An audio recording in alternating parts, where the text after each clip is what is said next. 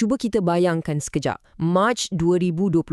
Iran sedang berdepan dengan peperangan. Pemimpin agungnya, Ali Khamenei, terkorban dalam satu serangan udara. Dan penggantinya pula, iaitu anyak beliau sendiri, Mojtaba, hilang secara misteri dari pandangan awam. Ini krisis besar yang melanda Tehran. Dan persoalan utamanya sekarang, siapa yang sebenarnya mengemudi negara? Dan inilah soalan yang sedang bermain di fikiran semua orang di seluruh dunia. Jadi, dalam kupasan ini, kita akan cuba fahami dinamik kuasa yang sangat kompleks di sebalik tabir politik Iran untuk tahu apa sebenarnya yang berlaku dan apa kesannya pada seluruh rantau ini. Okey, pertama sekali, jom kita fahami dulu krisis kepimpinan yang tercetus sejurus selepas kematian Khamenei. Macam mana boleh jadi kan? Pelantikan anak beliau, Mojtaba, yang sepatutnya menjadi penyelesaian, sebaliknya telah membuka pintu kepada satu kekosongan kuasa yang jauh lebih besar. Semuanya berlaku dengan sangat pantas. Pemimpin yang baru dilantik, Mojtaba Khamenei, dilaporkan cedera, jadi beliau tak dapat muncul di halayak ramai. Untuk cuba menenangkan keadaan, media kerajaan pun memberinya gelaran Janbaz Ramadan. Maksudnya, seorang veteran yang tercedera di bulan suci. Tapi, gelaran ini bukannya membuatkan keadaan reda. Malah, ia menimbulkan lebih banyak tanda tanya tentang status sebenar beliau dan siapa sebenarnya yang sedang membuat keputusan di Iran. Jadi, kalau pemimpin baru seolah-olah gaib, siapa yang sepatutnya memegang tampuk kuasa? Mengikut perlembagaan, jawapannya memang ada. Tapi, adakah realiti di lapangan sama seperti apa yang tertulis di atas kertas? Baiklah, ikut undang-undang, inilah jawapannya. Sebuah majlis kepimpinan sementara. Ia dianggotai oleh 3 tokoh utama, Presiden yang reformis, Ketua Hakim yang berfahaman tegar dan Speaker Parlimen yang juga seorang veteran IRGC. Nampak macam seimbang kan? Ada wakil dari pelbagai pihak. Tapi itu cuma di atas kertas. Apa yang berlaku di belakang pintu, itu satu cerita yang sama sekali berbeza. Dan ininya sebenarnya punca kepada krisis di Iran hari ini. Kita ada 2 pusat kuasa.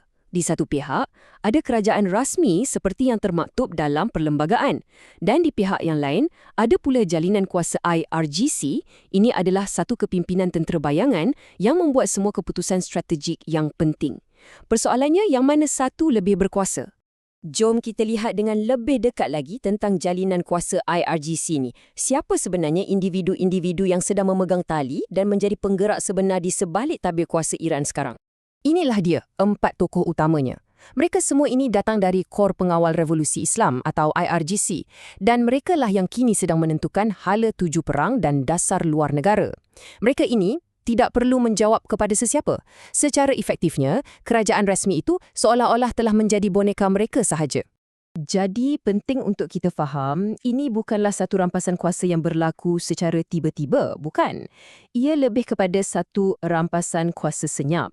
Semuanya telah dirancang dengan sangat teliti, langkah demi langkah untuk memastikan pengganti pilihan mereka yang sudah tentunya akan mengikut telunjuk mereka diletakkan di tampuk kuasa. Tapi, dalam semua ini, bagaimana pula dengan kerajaan yang telah dipilih oleh rakyat? Apa nasib Presiden Pezeshkian yang berfahaman reformis yang terperangkap di tengah-tengah cengkaman kuasa tentera ini? Petikan ini merumuskan segalanya. Cuba anda bayangkan, anda seorang presiden. Setiap kali anda cuba untuk berunding demi keamanan atau untuk menstabilkan ekonomi, anda terus dilabel sebagai pengkhianat kepada darah para syuhada. Tekanan yang macam inilah yang dihadapi oleh Presiden Pezeshkian dan sekutu-sekutunya setiap hari. Jadi, golongan reformis ini seolah-olah terperangkap dalam sangkar. Ya, mereka menang pilihan raya, mereka dapat mandat rakyat, tapi apa gunanya? Ini kerana golongan tegar mengawal segala-galanya, dari mahkamah, pasukan keselamatan, hinggalah ke media kerajaan. Seolah-olah semua jalan keluar telah ditutup rapat. Dan cengkaman mereka ni bukan setakat dalam bidang politik sahaja. IRGC juga mengawal sebahagian besar ekonomi Iran. Maksudnya di sini, selagi peperangan ini berterusan, selagi itulah keuntungan akan terus mengalir masuk ke kantung mereka. Jadi, apa insentif untuk mereka hentikan konflik ini? Jawapannya, sangat sedikit, kalau ada pun. Jadi, apa yang kita saksikan sekarang ini bukanlah sekadar satu krisis politik yang biasa. Ini adalah satu transformasi yang asas dalam struktur kuasa Iran itu sendiri. Para penganalisis ada satu nama yang khusus untuk menggambarkan realiti baru ini. Dan inilah rumusan utamanya. Iran sedang beralih daripada sebuah republik Islam di mana para ulama yang memegang kuasa tertinggi kepada sebuah negara Praetorian. Ringkasnya, sebuah negara di mana para jeneral yang memerintah dari sebalik bayang manakala kerajaan awam itu hanyalah sekadar topeng. Maksudnya, unsur-unsur Republik dan Islam yang telah menjadi asas negara Iran selama berdekad-dekad, kini cuma menjadi sebuah fasad atau topeng saja.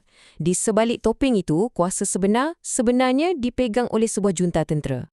Peralihan asas ini sudah tentulah meninggalkan kita dengan satu persoalan yang sangat besar. Adakah ini pengakhiran kepada Republik Islam seperti yang kita kenali selama lebih 40 tahun? Dan apa yang akan menggantikannya?